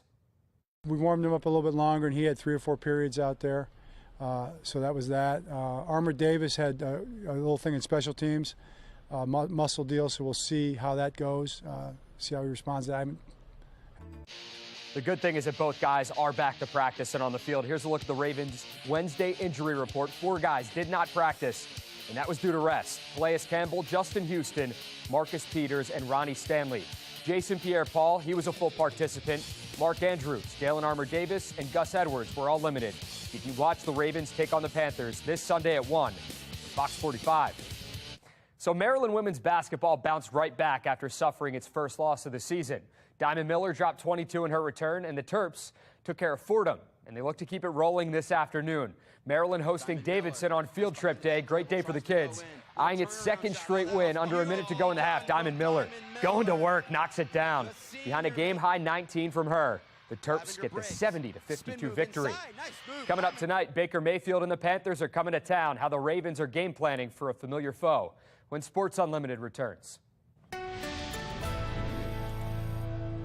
Well, I know it's only Wednesday, but, we're always looking forward towards the weekend. And as we head towards the weekend forecast, your in-depth look for Friday, just a few patchy clouds. On Saturday, temperatures chilling down. We may only be in the low to mid 40s for highs, even with sunshine coming back. And then into Sunday for the Ravens game, sunshine, but boy, is it going to be blustery and cold. 44 on Friday. Cold on Saturday, 43 and some mostly sunny skies. And Sunday, full sun, but highs only at about 40. And the Carolina Panthers are in town against the Ravens. Kickoff, we're at 38 degrees at halftime and 36 for the final. Wind chills only in the 20s to near 30 for the entire game. Bundle up. New tonight at 6, these two people wanted by Baltimore police. Fox 45 News shares fresh video from an apparent assault last month. And Baltimore County Police Chief Melissa Hyatt is on the way out next month. Riel Creighton has details on her dismissal coming up in a live report.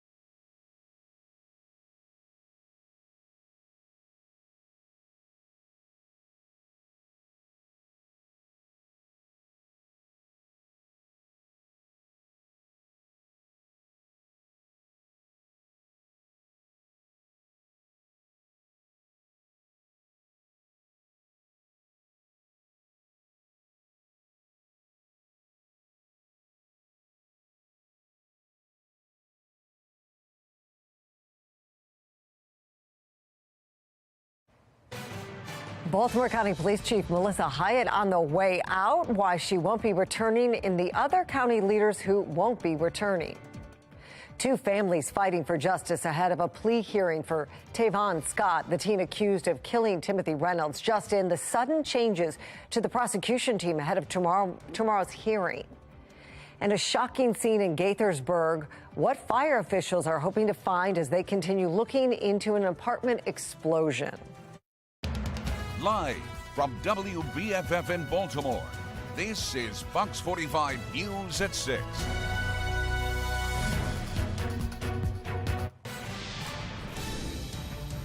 And good evening, everybody. I'm Mary Bubala. We begin with that breaking news out of Baltimore County. Police Chief Melissa Hyatt will be out of her post starting next month. Fox 45's Riel Creighton is live in Towson with an update for us. Riel? Yeah, Mary, the police chief, Baltimore County Police Chief, announced that she will leave her post when her term or contract ends on December 5th. This comes after what has been some heavy criticism for Baltimore County's Police Chief Melissa Hyatt. She had earlier this year faced a no confidence vote. Baltimore County's police union had said that she failed to properly address rising crime in the county, but she's also had supporters within the department. The police chief today issuing this statement saying, during my tenure as chief, we worked through challenging times. "I am so very proud of the many accomplishments, including initiatives that sharpened our focus on community trust, public safety, and officer wellness." Now, we did also sit down with Baltimore County Executive Johnny Olszewski before the election to talk about some of the criticism that the chief has faced and ask if he still had confidence in her. This is what he had to say. Your opponent talks about how, if elected, he would get rid of the chief, Melissa Hyatt. That would be one of his first actions. Do you think that's a good idea, and do you still have faith in her abilities? The first thing I'd say is it's presumptuous for me or anyone running to make pronouncements. If I'm fortunate enough to have the opportunity to keep serving, every agency, every department head will go through a thorough review, and it will not only review what they've done to date, but also whether or not they're the right leader to move that agency into the future. You're still the county executive right now, though. Do you have faith in her at this moment? Like I said, we are continuing every day to work hand in glove to make sure that we are doing whatever we can to support the men and women of the department, to keep our neighborhood safe, and to make sure that we're moving forward on some key critical initiatives. I'm very proud of the work that we're doing together. Well, Baltimore County Executive did call her a world-class public safety professional. She had served more than 20 years as a Baltimore City police officer. She is also Baltimore County's first female police chief. Reporting live tonight in Towson, Rielle Creighton, Fox 45 News. Rielle, thank you. There are 4 other department leaders departing. Gail Watts, who heads the County Department of Corrections. Edward Blades directs the Office of Budget and Finance. Rosalind Johnson is in charge of the Department of Rec and Parks, and Robert O'Connor is the director of the IT office. Fox 45 will continue to update you on the leadership changes in Baltimore County as the positions are filled.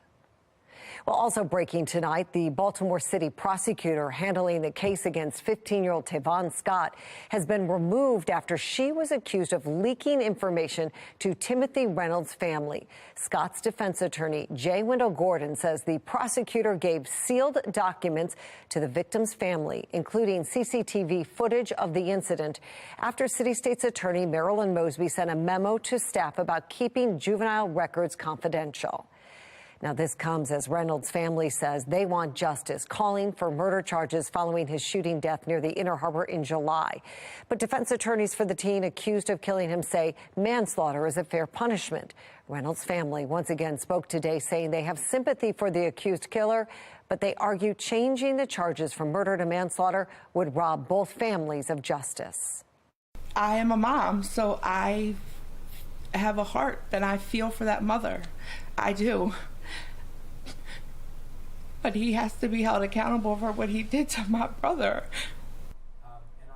A family spokesperson, Thuru Vignaraja, claims the defendant would likely only serve 6 to 9 months in a juvenile detention center if it is moved out of the adult justice system. Now, the suspect's family responding to those accusations. Let's bring in Fox 45's Jeff Abel live with their response. Jeff? That's right. As you mentioned a minute ago, with just hours to go before tomorrow's hearing, the main prosecutor who has been with this case from the beginning has indeed been replaced. That news did come out of a news conference a few minutes ago with the defense team, who was restating their position that the teen in this case accused of killing Timothy Reynolds should be sent through the juvenile courts instead of the adult ones. Here's what they had to say a few moments ago. And sometimes we just have to swallow hard and understand that we're not so much acting, young man, in your best interest by moving this case to the juvenile court. We're acting in our best interest because it's there that we feel that you will be healed and therefore no longer be a danger to the public. And so it's just important to understand that that's the focus. Well, as for the prosecutor in this case, it's still unclear what, if any, impact a new prosecutor will have on tomorrow's hearing. The state's attorney's office so far has yet to comment. We are live. Jeff Abel, Fox 45 News. Jeff, thank you. In new video from the Baltimore banner of the attack that we are not showing, Reynolds is seen walking away from the group of squeegee kids, pointing a bat at the kids as they follow him. They get his attention, and he turns around and swings his bat. That's when he appears to be hit in the head. The end of the video shows Reynolds standing there before shots are fired and he falls to the ground. Law experts we have spoken with say the moment Reynolds walks away is key. Maryland does not have a stand your ground law, rather a duty to retreat. The law states before using deadly force, a person is required to make all reasonable efforts to retreat unless the attack happens in the person's home. Again, Devon Scott's plea hearing is set for tomorrow. It's unclear if Fox 45 News will be led inside for the hearing, but we will bring you updates as soon as we find out on air and at foxbaltimore.com. New tonight, Baltimore police are offering a $2,000 reward for any information surrounding an assault along Mount Royal Avenue last month. Take a look at this video from BPD. You can see a man and woman approach another woman. The man then shoves her to the ground. Police say the pair then robbed the woman and ran away. Anyone with information is asked to call the Baltimore police. Well, this week, another gun found in Baltimore City schools, the 7th this year. The disturbing trend of kids bringing firearms to class reigniting debate over what can be done to improve classroom safety. Fox 45's Megan Gillen spoke with a lifelong Baltimore resident about the concerns. For the 7th time this year, a firearm is found on a student on Baltimore City School property, this time at North Bend Elementary Middle School, according to a police source. Just to put that number in perspective, a record 15 guns were confiscated from students in all of last year. Lifelong city resident and Baltimore pastor P.M. Smith weighing in on the safety of classrooms. The city is in crisis. Everybody with good sense has caution and is fearful. These kids have no authority. The police have sat down. They're handcuffed. Former BPD Deputy Commissioner Jason Johnson has come out saying that he believes Baltimore City Schools police should be allowed to carry their gun inside school buildings. What are your thoughts on that end? Absolutely. It makes no sense to have the ability to carry a weapon and you don't have it, especially when the proliferation of weapons being brought to school are there. These police officers need to be able to respond immediately. They don't need to run to the principal's office and go into a vault and pull out their weapon. They need to be there. As it stands, officers are required to keep the gun in a safe during school hours. A change to that policy would require action from lawmakers in Annapolis. I'm Megan Gillen, Fox 45 News.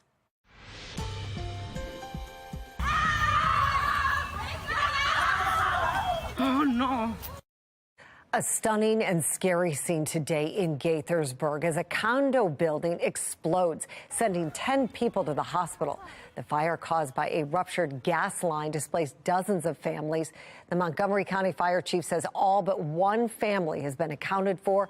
Crews will search that apartment when it becomes less of a safety threat.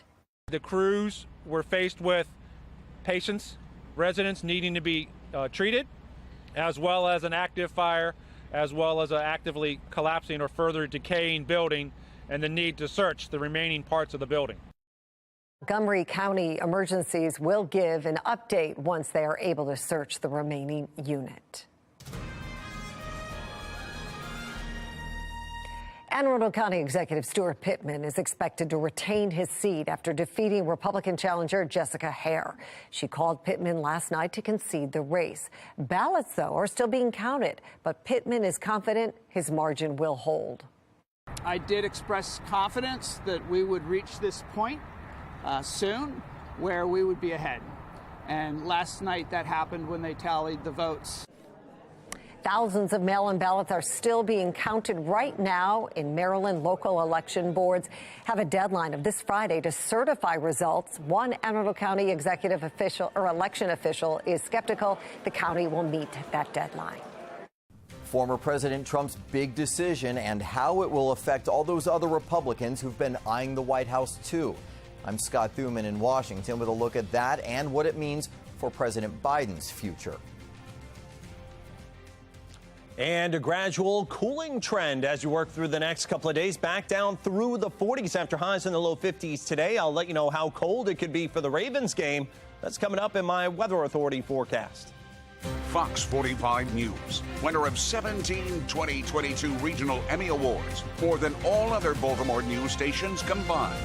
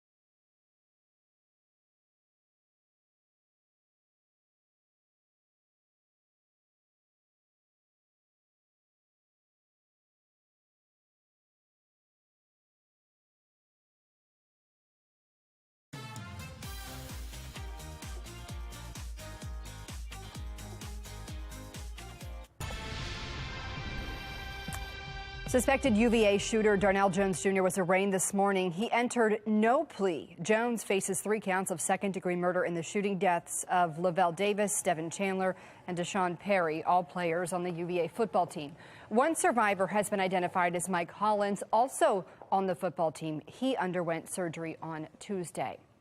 In response to the shootings, UVA has canceled its home football game scheduled for this weekend. It's unclear whether the team will take the field for its rivalry game against Virginia Tech next Saturday. Again, I am tonight announcing my candidacy for President of the United States. Former President Donald Trump announces a third run at the White House, making it official last night at his Mar-a-Lago home. So how does his decision affect the rest of the race? Chief Political Correspondent Scott Thuman explains. For the past 2 years, he's pined away from the sidelines. Now he's back in the fray and commanding a spotlight that might be hard for others to take away. In order to make America great and glorious again, I am tonight announcing my candidacy for President of the United States. So what will Donald Trump's third shot at the White House mean for the 2024 landscape? Remember the packed debate stages of 2016. So many Republicans, in fact, they had to split them up into 2 sessions with a record-breaking 18 main candidates. If Donald Trump is in the race, it will be him and maybe 1 or 2 other candidates. Some of whom have been waiting for their shot and now will have to decide if they're determined enough to take on Trump. Like former Vice President Pence, Trump's Secretary of State Mike Pompeo, former UN Ambassador Nikki Haley, and maybe his biggest pre-race competition, Florida's Governor Ron DeSantis. Other candidates will be significantly dissuaded by the fact that Donald Trump can command so much attention and raise so much money and just overpower them.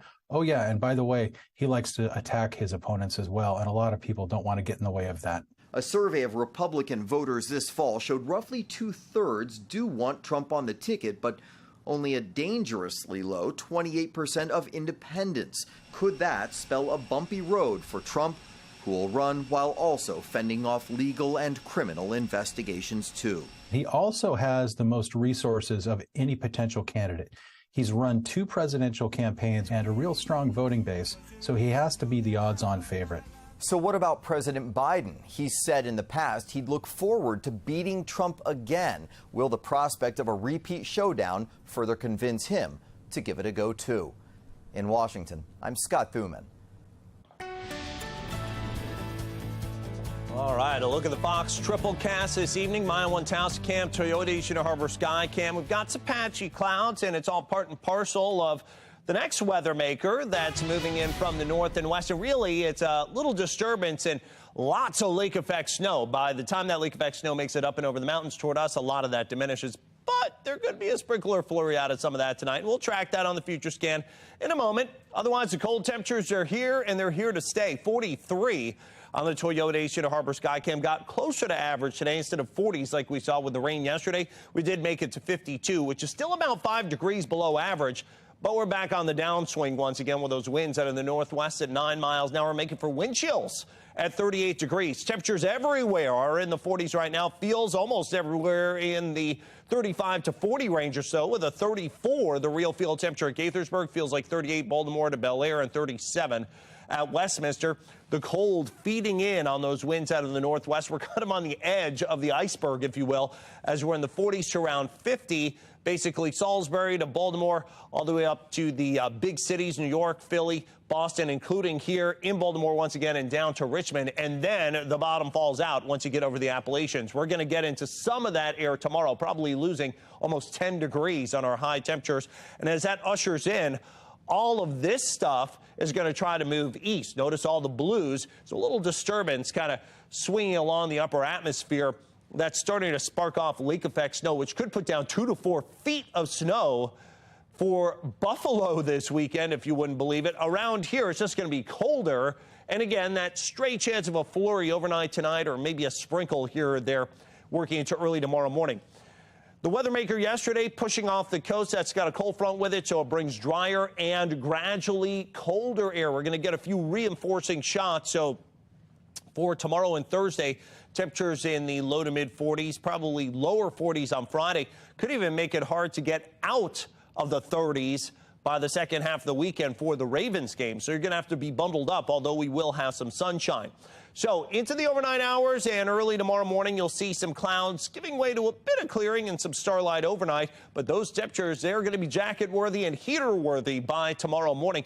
In the low 30s, probably close to freezing. Notice this one little blotch of blue heading down 66 towards the D.C. area, kind of traipses by southern Anne Arundel County. That little blotch of blue, that could be a sprinkle or perhaps a flurry there. So anything that comes out would be very, very isolated, and it's more the exception than the rule. But again, if you're going to be up late at night, a night owl or a very early riser, you may see a stray flake. Outside of that, it's just kind of cold with partly cloudy skies. And then for tomorrow, even a little bit chillier yet. 30 degrees, clouds and stars. Again, that spritz or flurry shot after midnight tonight here or there. Very isolated. 44, becoming mostly sunny, blustery, and colder for tomorrow. And high temperatures drop off from here. I'm going to let you know how much colder it gets and stays and for how long. My exclusive 10-day forecast up after the break.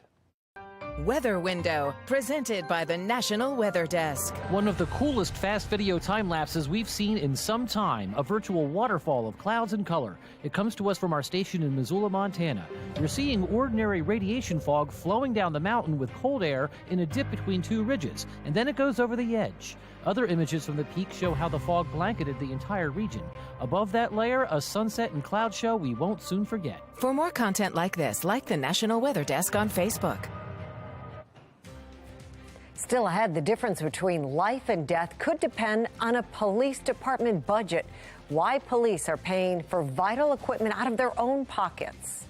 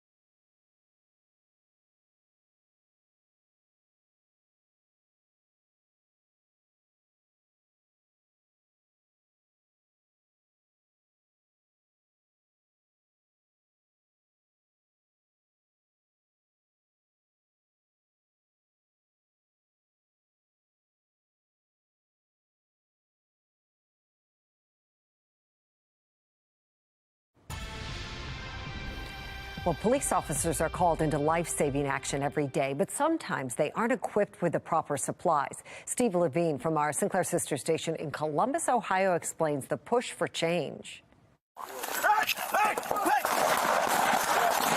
Columbus police body cam video captures a suspected gunman opening fire within seconds of walking towards two Columbus police officers. The officers are not hit. The suspect, Lamar Blue, wounded in the chest after being shot by an officer. The same officers then take action to save his life. The officers utilized a chest seal, which they bought with their own money, to save the life of Mr. Blue. FOP Vice President Brian Steele with Capital City Lodge 9 shows us a typical trauma bag, now being bought by Columbus police officers to provide life-saving treatment. We got a trauma dressing here, very important. Officer went out and bought his own.